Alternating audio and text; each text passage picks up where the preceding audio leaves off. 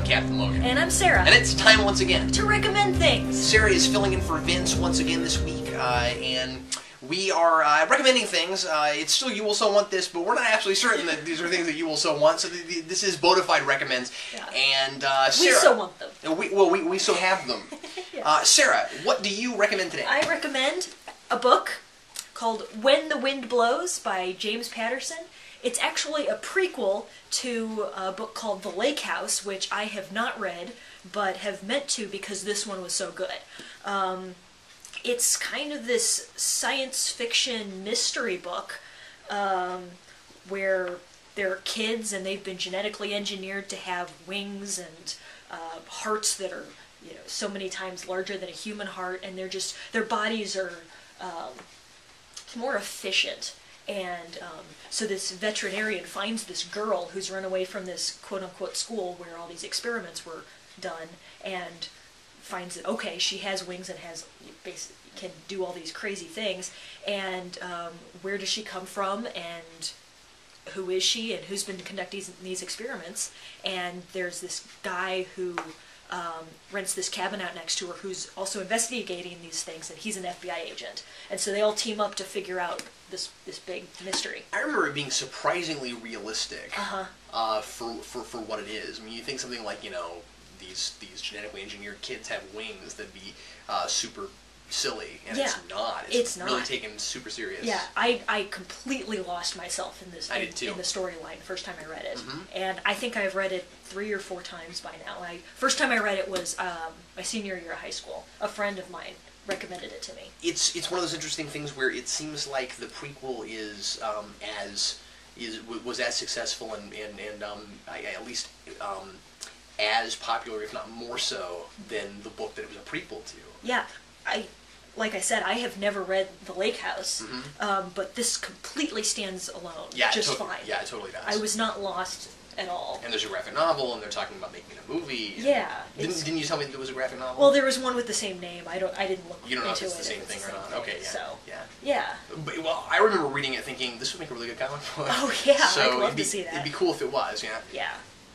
So, definitely check this out if you like that kind of thing. And you're a fan of his, right? Haven't you read some of his other books? A couple, but I'm not a big. I wouldn't call myself a big fan. I don't go seeking out his stuff. Okay, yeah. I liked everything I've read. James so far. Patterson's a really big name. You know, he's got tons of books. Everybody reads them. Yeah. And I've not read anything other than that, but really liked it. It felt like I don't know. It felt like kind of classic science fiction and really modern mystery. You know, storytelling. I liked that the ending. There are parts of it that just are not callable at all. No, not at all. Yeah. Yeah. So it takes some twists. Today I'm going to recommend something entirely different. I'm going to recommend a Sega Genesis game called Bubsy. This is one of my favorite side-scrolling platformers from when I was a kid, and Sarah's a big fan of this one also. Yeah. Kind of cool. We both pick things that we know, that we both know. Bubsy is one of those characters that had a franchise, but the rest of the franchise was bad. The first game was really great, and everything after that was not so great.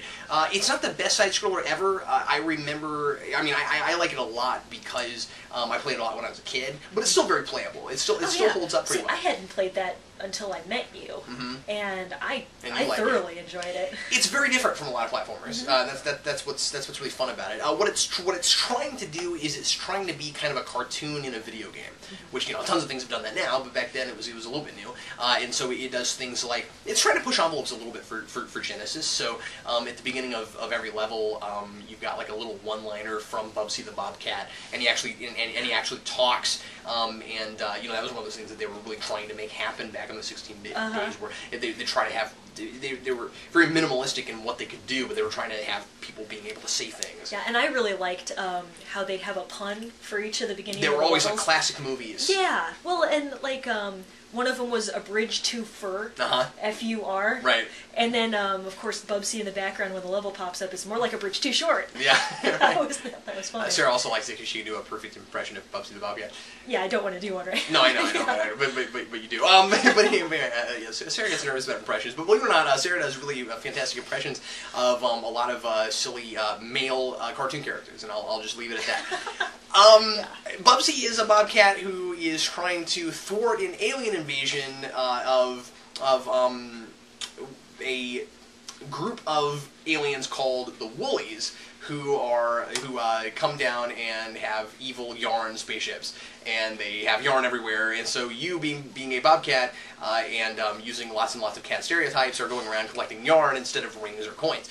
And you start with 9 lives, and they make the game hard enough that 9 doesn't feel as much as it would in another game. Although, it is not so difficult and so frustrating that someone like me, who is a novice platformer, can't play it.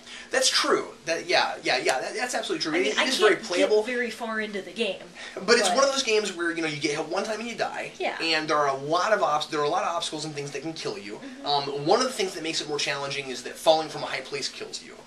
And if you can glide, which makes no sense. That's part of why it's fun. If you're this gliding bobcat, and if you press a button and you go like this and then you glide, and if you aren't gliding and you fall from a high place, you die. But I mean, there's a lot of things that will kill you. Like if you start getting at a really good running speed, you got to be kind of careful because you're likely to run into something that will kill you, especially in those early levels where they've got the gumball machines that pop and then throw gumballs at you. Yeah, that's gonna hit you every time if you don't know it's coming. And things like that. You get run over by a piano, or you get hit by the pianos that come downhill. There's cars that run over you, things like that.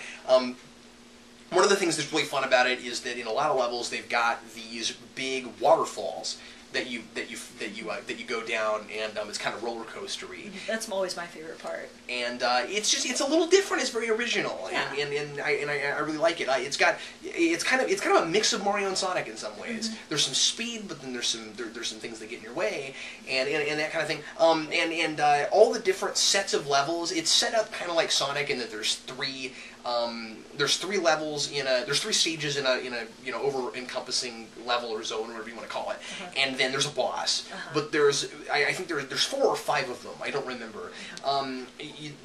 Once you get to the 3rd one, which is Western themed, it gets a lot harder. Yeah. And I've been to the end of the game. I don't remember if I've ever beaten it. I don't think I've been farther than that Western themed one. Yeah. And the other thing that's really nice about it is that it does have a password system, so you don't always have to play from scratch. Yeah. So that's good. It also has continues, but they're really hard to get. They get the ribbons that you can find. But the ribbon in the first set of stages is really easy to get, and then all the rest of them are in really weird, hard to find places, and I never do remember where they are. So I only ever get the one, and then I hope to God I can finish the game, or get far enough to get the next thing I need to get. But anyway, it's a really fun game, and if you like side-scrolling platformers, you should totally play it if you've never played it before. Yeah, I concur. But anyway, that's what I recommend, and thanks, and that's what Sarah recommends. And thanks a whole lot for watching us recommend things, and things that we kind of hope that you'll so want, but can't be entirely sure. And we'll be back in 2 weeks. Sarah and I and Vince will be off the channel starting on Tuesday. Well, starting on Wednesday. We'll have a podcast on Tuesday, and then from Wednesday to the following Monday we're going to be off. I'm going to be out of town, and so we're going to take a little bit of vacation, kind of like we did around Christmas. And we'll be back in full force the following Tuesday with a brand new podcast. So anyway, thanks a lot for watching. I'm Captain Logan. And I'm Sarah. And we'll see you next time.